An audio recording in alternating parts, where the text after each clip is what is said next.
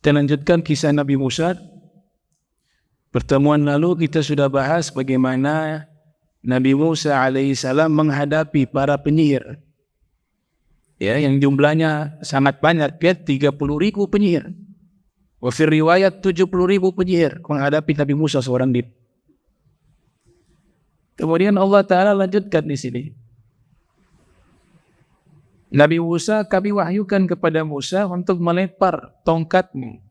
Lemparkanlah tongkatmu, maka dia berubah menjadi ular dan akan memakan segala sesuatu yang diadakan secara dusta.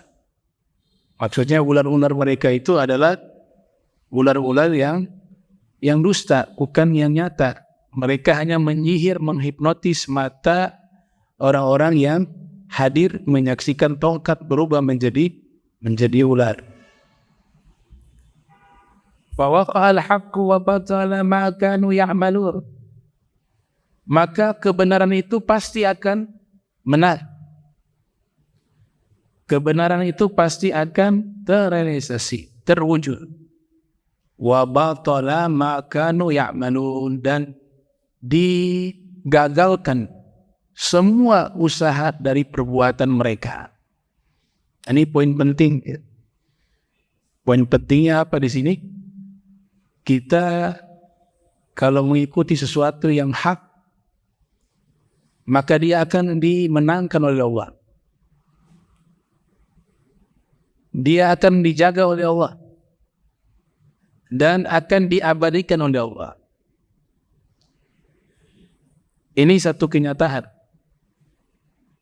Benteng-benteng yang ada di Spanyol, Andalus, dulu kekuasaan Islam, disebut Bani Umayyah, Daulah Umayyah Tsaniyah, Daulah Umayyah II, Abdurrahman Ad-Dakhil yang menjadi khalifah pertama. Semua peninggalan khilafah Islam di Spanyol semuanya hilang. Tersisa hanya beberapa saja. Al-Hamra tersisa, benteng merah. Kemudian ada tersisa masjid di situ. Yang tersisa ini bangunan, di situ ada kaligrafi. Kaligrafinya di situ tertulis potongan firman Al-Quran yang ada lafaz Allah di situ.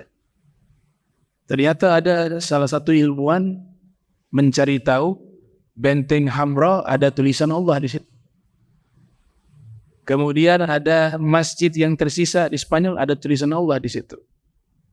Tapi istana-istananya yang tidak ada tulisan Allah hancur. Maka dia ambil kesimpulan, saya perhatikan setiap ada lafaz Allah satu bangunan, itulah yang bisa terjaga sampai saat ini.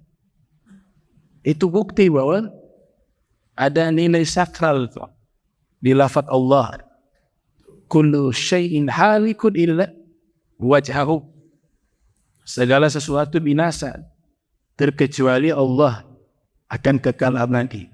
Begitu juga kebenaran. Itu Allah yang akan jaga.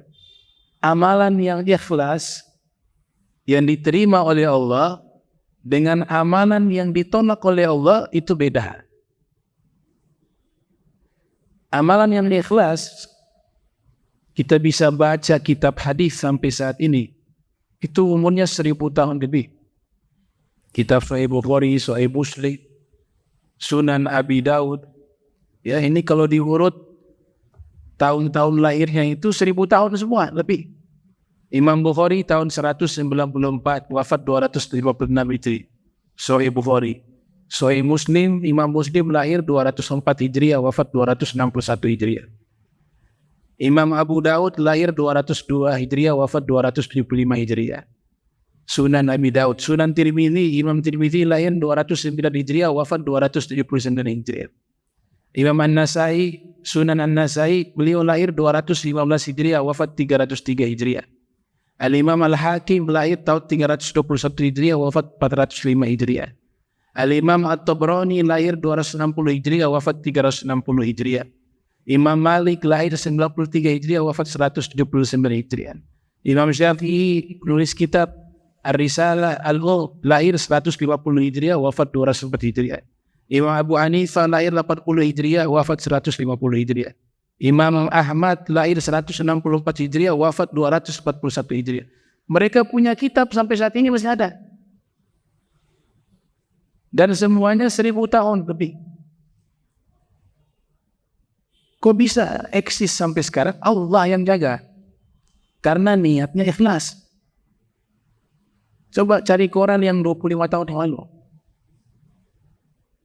Cari buku PPKN yang 80 tahun yang lalu. Atau 100 tahun yang lalu. Sudah sulit ditemukan. Tapi kitab imam-imam kita sudah 1000 tahun lebih. Sampai sekarang masih ada. Hebatnya lagi, ada satu kitab tapi diriwayatkan dengan beberapa riwayat. Dari murid ini riwayatnya beda. Murid ini riwayatnya beda. Tapi masih terjaga. Itulah yang dimaksud oleh Imam Ghazali bahwa kitabun yaktubu katibuha liya'isha minha ma ta'ishu kitabatun yaktubuha katibuha liya'isha minha. Tidaklah seorang penulis buku menulis satu buku niatnya untuk dagang buku itu, maka buku itu tidak akan bisa bertahan lama, kata Imam Ghazali. Tapi niatnya karena Allah jaga itu, Allah berikan manfaat, dan Allah panjangkan ya karya mereka usianya. Ya. Jadi mereka itu seperti hidup lewat buku-buku mereka. Yang dikatakan oleh Ibnu Zawzi al-Baghdadi, Kitabi waladi al-mukhalladu. Kitabku adalah anakku yang abadi. Umur kitabnya lebih lama dari anaknya. Anaknya udah meninggal, tapi kitabnya masih ada. Setiap orang yang mengambil istifadah min dzalikal kitab, mengambil faedah di buku-buku yang mereka tinggalkan, warisan turoth, bahasa agamanya turoth, peninggalan warisan intelektual Islam. Kita baca, kita kaji, kita ngambil manfaat, kita amalkan, pahalanya mengalir kepada mereka. Bisa dibayangkan berapa juta orang yang membaca kitab Imam Bukhari, kitab Imam Muslim, kitab Abi Daud. Mereka dapat pahala sebanyak itu. Ini buah dari apa? Keikhlasan. Kasyajaratin thayyibatin asluha thabitun wa far'uha fis sama. Ya, niat yang ikhlas seperti bibit pohon, bibit tanaman yang baik. Jika bibit ini baik, maka pohon itu akan tumbuh dengan baik, menghasilkan buah-buahan yang memberikan manfaat kepada manusia. Maka di sini fawaqal haq wa batala ma kanu ya'malun faqulibu hunalika wa anqalabu sagirin. Maka mereka seluruh penyihir itu dikalahkan oleh Nabi Musa di tempat tersebut. Mereka kembali wa anqalabu sagirin, dalam keadaan hina. Dalam keadaan hina. Ini bedanya. Kenapa penyihir-penyihir ini akhirnya menerima iman, menerima Islam, mengakui Nabi Musa sebagai Nabi, dan menyatakan keislamannya di hadapan Nabi Musa. Penyihir-penyihir yang tadi 3.000, 30.000 sampai 70.000 itu semuanya bertobat. Tapi Firaun tidak. Kenapa? Kenapa yang penyihir itu 70.000 orang ini atau 30.000 orang ini, mereka akhirnya bertobat dan memeluk agama Islam dan beriman kepada Musa, beriman kepada Allah, sedangkan Fir'aun tidak? Apa yang membedakan? Padahal Fir'aun juga hadir sama-sama. Penyihirnya ada di situ menyaksikan mukjizat, Fir'aun juga ada. Malahan Fir'aun 2 kali ditunjukkan mukjizat. terkait dengan tongkat berubah menjadi ular. Perbedaannya hanya satu. Dalam hadis Firaun ada sifat sombong. Para penyihir punya sifat tawadhu. Nih, sogirin apa? Rendah hati. Jangan dipikir orang yang sudah Islam itu terus selamat. Ya. Hatinya kalau masih ada sombong, gak bisa dia selamat. Hatinya masih ada sombong. Nabi katakan walaupun sombongnya sebesar biji sawi. Biji sawi itu kecil. La yadkhulul jannata man kana fi qalbihi misqalu hardanin minal kibir, kata Rasul. Atau kama qala Rasulullah sallallahu alaihi wasallam. Tidak mungkin masuk surga. Apa kata Nabi? Tidak mungkin masuk surga. La yadkhulul jannata. Haful muqaddam lil ihtimam. Maf'ulnya diawalkan untuk apa? Kita fokus dan perhatian bahwa orang yang punya sombong dalam hati walaupun seberat biji sawi tidak mungkin masuk surga, kata Nabi Muhammad. Dan orang sombong gak bisa dapat ilmu. Orang sombong gak bisa dapat nur dari Allah. Orang sombong gak bisa dapat khusyuk. Orang sombong gak bisa dekat dengan aulia, dengan kaum solihin, gak bisa. Ini Firaun depannya Nabi, mukjizat di depan mata, gak bisa menerima hidayah. Kenapa? Ada al-kibir. Sebagaimana iblis, begitu juga Firaun, demikian juga. Berbeda dengan para penyihir. Makanya dalam satu tafsiran, coba perhatikan di cerita awal yang saya bahas pertemuan yang lalu-lalu itu. Ketika penyihir datang, di sini. Qalu ya Musa, imma an tulqiya aw imma an nakuna nahnul mulqin. Penyihir melihat Nabi Musa. Para nabi kan tampan. Para nabi berwibawa. Jadi penyihir-penyihir ketika melihat Nabi Musa, mereka langsung hormat. Punya wibawa. Gagah, wibawa, wajahnya bercahaya. Itu para nabi. Jadi para nabi semuanya manusia yang paling tampan. Makanya lucu ada orang ngaku nabi tapi gak tampan, itu lucu. Rasulullah mengatakan apa? Ma ba'atsallahu an-nabiyya illa hasanal saw, hasanal wajh. Allah tidak pernah mengutus seorang nabi kecuali wajahnya tampan, suaranya indah. Hadis Rasul. Kemudian Nabi mengatakan, wa ana ahsanu wajhan wa ahsanu sawta. Tapi saya Nabi Muhammad adalah nabi yang paling tampan wajahnya dan paling indah suaranya di antara seluruh para nabi. Sallallahu alaihi wasallam. Akan mereka menatap Nabi Musa. Luar biasa ini, manusia gagah, wibawa, akhlaknya baik. Sama juga akhlak baik wajib para nabi. Gak ada para nabi bakhil, gak ada, kikir gak ada. Gak ada orang jadi kekasih Allah, dicintai Allah, orang kikir gak ada.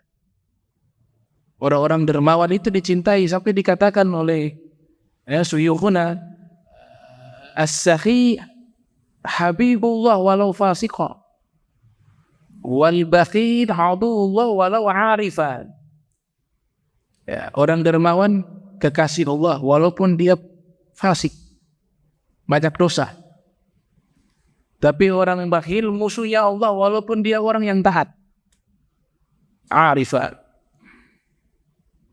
Ketika mereka menatap Nabi Musa, muncul rasa hormat, ta'zim, tawadhu. Subhanallah, ketika mau adu nih, sihir mereka dengan mukjizat Nabi Musa, mereka dengan sangat rendah hati nih, para penyihir mengatakan begini, wahai Musa, dalam tafsiran yang lain mengatakan sombong, optimis, tapi tafsiran yang lain kebalikan, mereka justru datang dengan rendah hati. Mereka mengatakan, wahai Musa, bagaimana nih? Kami yang lempar tongkat terlebih dahulu atau engkau? Itu dia berakhlak ke Nabi Musa tuh. Tawadu kepada Nabi Musa. Maka Nabi Musa mengatakan, kalian saja yang lempar terlebih dahulu. Nah, ulama tafsir yang beraliran tasawuf sufistik, mereka mengatakan sebab tawaduknya tukang-tukang sihir ini kepada Nabi Musa, maka Allah berikan hidayah mereka meninggal dalam keadaan Islam. Meninggal dalam keadaan Islam, mukmin billah wa rasulih, beriman kepada Allah dan Rasulnya. Maka di sini dikatakan wa ulqiya as-saharatu sajidin. Ini luar biasa. Luar biasa ini ayat. Wa ulqiya as-saharatu sajidin. As-saharatu bentuk jamak dari sahir. Sahir satu orang penyihir. As-sahara banyak para penyihir. Tadi yang jumlahnya 30.000 atau 70.000. Wa ulqiya as-sahara sajidin. Kemudian spontan seluruh penyihir itu sujud. Sujud apa?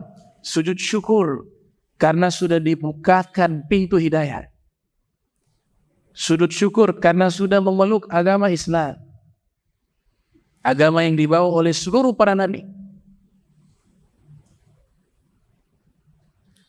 Dalam ilmu bahasa Arab, ilmu nahwu, kata ulqiya di sini namanya majhul. Kata as-sahara di sini namanya naibul fa'il. Apa arti majhul dalam bahasa Inggris? Kalau kita belajar grammar itu namanya kalimat pasif. Atau bahasa Indonesia ada kalimat aktif, ada pasif. Kalimat pasif itu ada pelaku yang disembunyikan. Jadi mereka itu sujud spontanitas.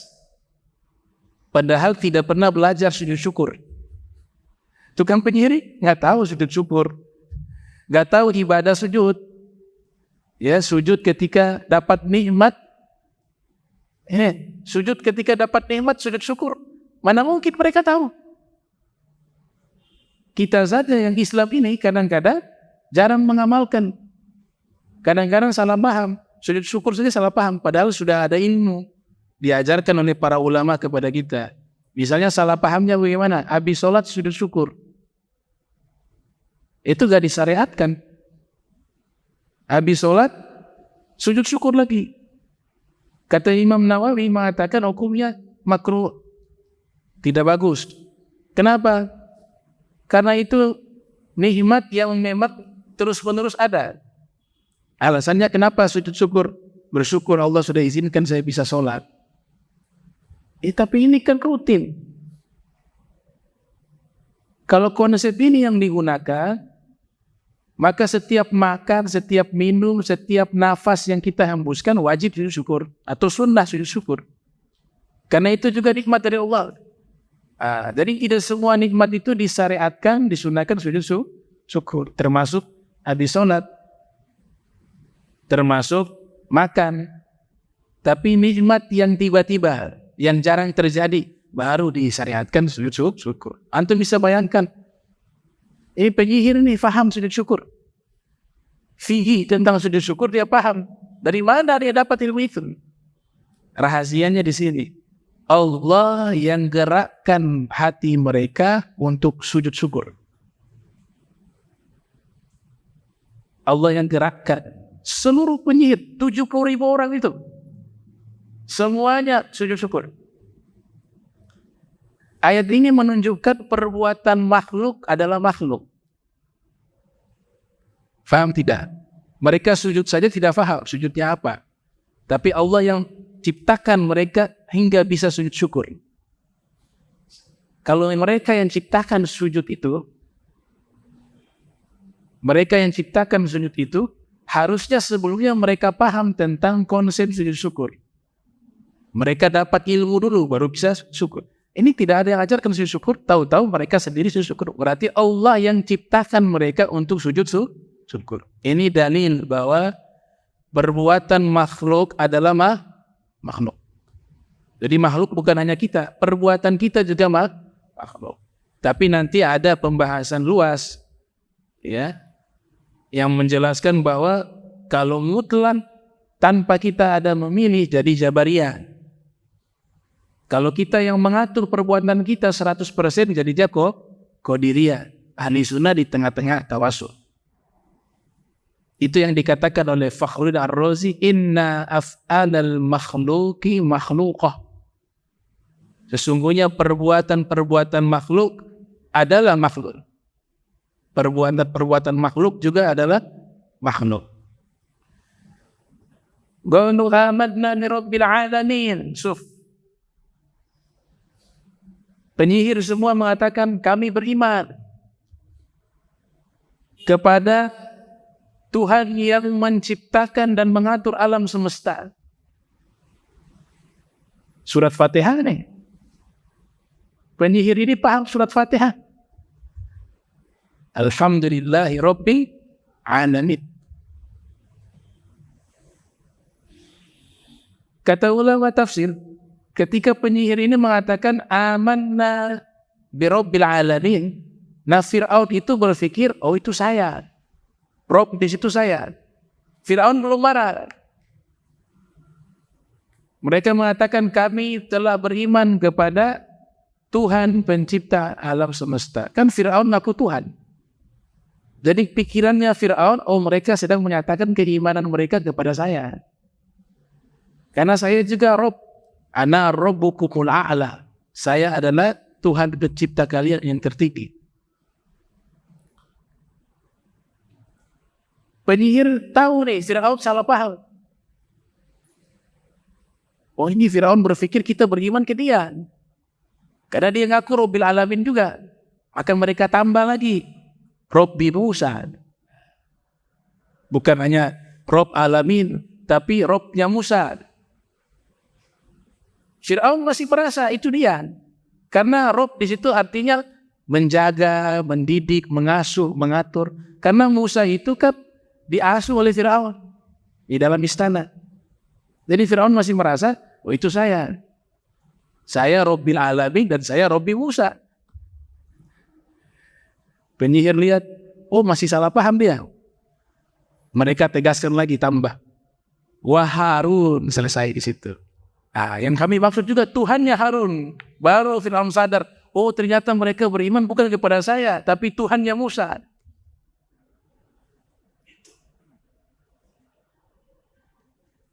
Ini kalimat. Jadi dari firman ini, konsep syahadatain itu berlaku sejak Nabi Adam sampai Nabi Muhammad. Tadi kalau mereka nyatakan hanya beriman kepada Allah, amanna bi Rabbil Alamin. Sampai di situ saja, belum bisa masuk Islam. Paham tidak? Karena orang musyrik juga mengatakan beriman kepada Rob. Fir'aun juga Rob. Namrud juga Rob. Penyembah Fir'aun mengatakan Fir'aun, kami beriman kepada Rob. Penyembah Namrud mengatakan kami beriman kepada Rob. Penyembah berhala mengatakan kami beriman kepada Rob. Lain sa'altahum man khalaqas samawati wal ard la yaqulanna Allah. Wa fi riwayat fi tafsir Allah ay bimahna Rabb. Kau tanya kepada orang musyrik siapa yang menciptakan langit dan bumi, mereka mengatakan Allah. Yang dimaksud di situ adalah Rabb. Maka syahadat untuk masuk ke dalam agama Islam harus dua. Amanna bi Rabbil Alamin wa Musa wa Harun. Karena dua nabi yang diutus, Musa wa Harun. Begitu juga di zaman Nabi Isa, amanna bi Rabbil Alamin wa Rasulihi Isa. Dan semua para nabi begitu. Di dalam Islam juga demikian. Asyhadu an la ilaha illallah wa asyhadu anna sayyidana Muhammadan abduhu wa rasuluhu. Kalau saya asyhadu an la ilaha illallah tanpa sebut pengakuan kesaksian kepada Nabi Muhammad, itu ittifaq fi hadzal madhab. Sepakat ulama mazhab Syafi'i khususnya mengatakan belum sah. Bahkan kalau ada jeda waktu terpotong kalimat itu, saya bersaksi tiada Tuhan selain Allah, kemudian tidak dilanjutkan kesaksian kepada Muhammad dengan durasi waktu yang lama, itu batal syahadatnya, harus diulang lagi. Ini hikmahnya kenapa di sini ada kata qalu amanna bi rabbil alamin, rabbi Musa wa Harun. Qala Fir'aunu amantum bihi qabla an adzana lakum. Fir'aun hanya sadar, oh mereka sudah murtad dari saya. Murtad dari Fir'aun. Kata Fir'aun, kalian beriman kepadanya, pada Musa. Padahal kalian belum saya izinkan untuk kalian beriman kepada Musa. Inna hadzal lamakrun makartumuhu fil Madinah litukhriju minha ahlaha. Sesungguhnya ini adalah tipu muslihat yang kalian rencanakan di kota ini untuk kalian keluarkan penduduknya. Fasawfa ta'lamun, kelak kalian akan mengetahuinya. La uqatti'anna aydiyakum wa arjulakum min khilafin thumma la usannibannakum ajma'in. Firaun marah, wahai penyihir, saya akan memotong-motong tangan kalian dan kaki kalian. Min khilaf, selang-seling. Kalau dipotong kanan, tangan, kakinya dipotong sebelah kiri. Ini ulama menyatakan bahwa eksekusi hukuman ini benar-benar dilakukan Firaun. Satu pendapat. Jadi 70.000 penyihir itu dipotong tangannya, dipotong kaki. Bahkan ada yang sampai mati, wafat. Pendapat kedua mengatakan belum terjadi eksekusi ini. Ini hanya rencananya Firaun, tapi belum sempat dieksekusi para penyihir. Mereka masih selamat.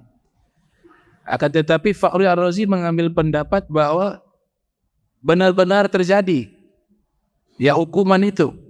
Firaun memotong-motong tangan mereka dan kaki mereka, tangan kanan dipotong, kaki kiri. Kalau tangan kiri yang dipotong, kakinya yang dipotong, kaki kanan. Selang-seling, itu namanya min khilaf. Setelah dipotong-potong, disalib. Nah, mereka disalib. Kayaknya sampai mati, wafat mereka. Tapi mereka dalam keadaan mukmin, beriman. Sebelum mereka dipotong tangannya, dipotong kakinya, ini doa yang luar biasa, ya. Mereka punya doa luar biasa. Mereka tahu sudah ini mungkin akan dibunuh. Hidup mereka akan berakhir di situ. Kemudian mereka berdoa, Rabbana afriq alaina sabra wa tawaffana muslimin. Seluruh penyihir itu berdoa, ya Allah, limpahkanlah kepada kami kesabaran dan wafatkanlah kami dalam keadaan Islam. Kata Fakhri Ar-Razi, doa ini menunjukkan bahwa eksekusi itu dilakukan. Mana mungkin tidak dilakukan kemudian doanya menyatakan kematian dalam keadaan Islam. Faham tidak? Ayat Al-Quran tidak menjelaskan apakah peristiwa ini benar-benar terjadi, tidak. Tapi ulama tafsir yang coba menganalisa. Di antaranya Al-Imam Fakhri Ar-Razi menyatakan bahwa mereka semuanya dibunuh oleh Fir'aun. Benar-benar dipotong tangannya dan kakinya dan disalib. Dibiarkan sampai wafat. Itu benar-benar terjadi. Dari mana dalil atau hujjah, argumentasi yang diambil oleh Ar-Razi bahwa peristiwa itu benar-benar terjadi? Dari doa yang penyihir-penyihir beriman itu menyatakan wa tawaffana muslimin. Ya Allah, kalau begitu wafatkan kami saja dalam keadaan Islam. Berarti meninggal, dieksekusi. Wa qala al-mala'u min qaumi fir'aun atadharu Musa wa qaumahu liyufsidu fil ardi wa yadharaka wa alihataka qal sanuqattilu abna'ahum wa nastahyi nisa'ahum. Kemudian berkata sekelompok kaum Fir'aun, apakah kamu meninggalkan Musa dan kaumnya untuk melakukan kerusakan di bumi ini, sedangkan kamu meninggalkan dirimu dan Tuhanmu. Ini juga menarik. Jadi Fir'aun dikatakan oleh wuzara, para menteri-menterinya, bahwa Fir'aun itu punya Tuhan juga. Ya, Fir'aun punya Tuhan. Nggak punya Tuhan, tapi masih punya Tuhan. Ini dalil bahwa orang-orang yang tidak percaya Tuhan itu tetap dalam hatinya itu ada pengakuan terhadap Tuhan. Gak ada manusia di dunia ini yang tidak percaya adanya Tuhan, termasuk ateis.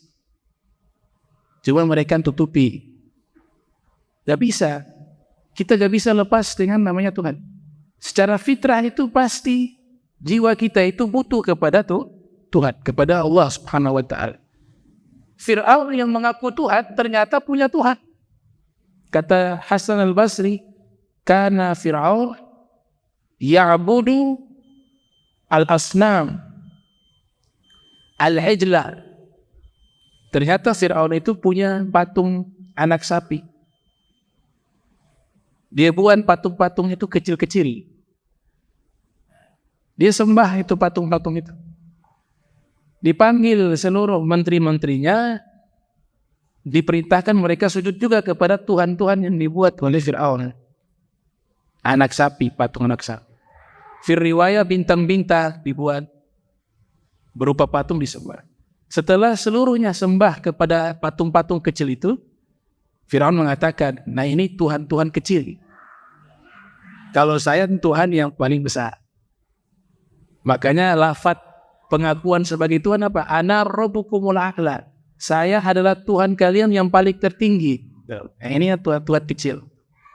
Nah, insya Allah kita akan lanjutkan pembahasan kisah Nabi Musa di pertemuan berikut.